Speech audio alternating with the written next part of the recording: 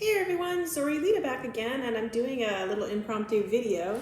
I'm away from home at the moment, and I had a book haul because when you go out of state, of course you gotta buy books, right?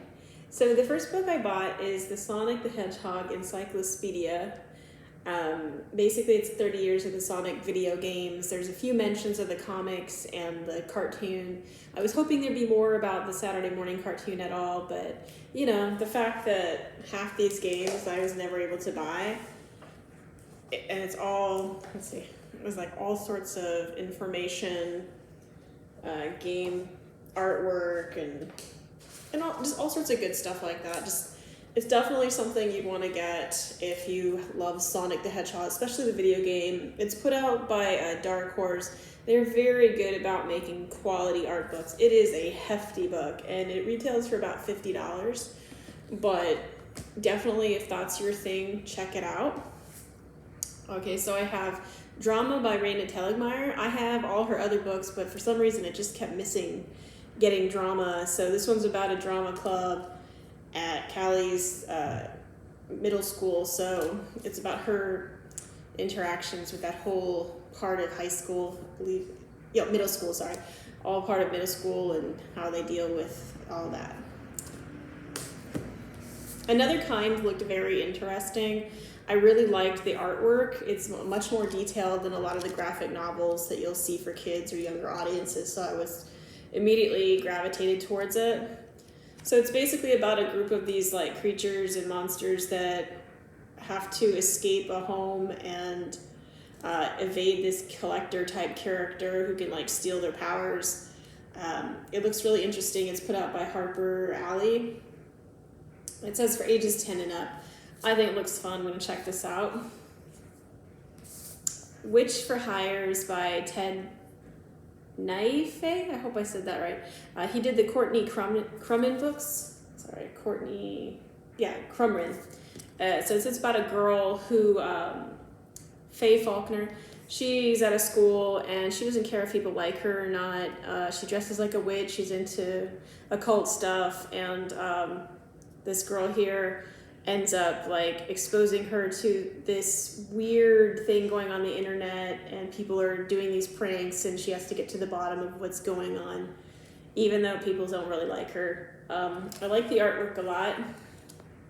It was a quick read, but I liked it. It had some good meaning messages in there. So yeah, that one is by Amulet, which is the imprint of Abrams. Bubble is another one I thought would look kind of cool. It's about a girl who fights imps and stuff. I think it's a little older, based on a podcast, it says. I'm looking forward to reading it. I like the art style.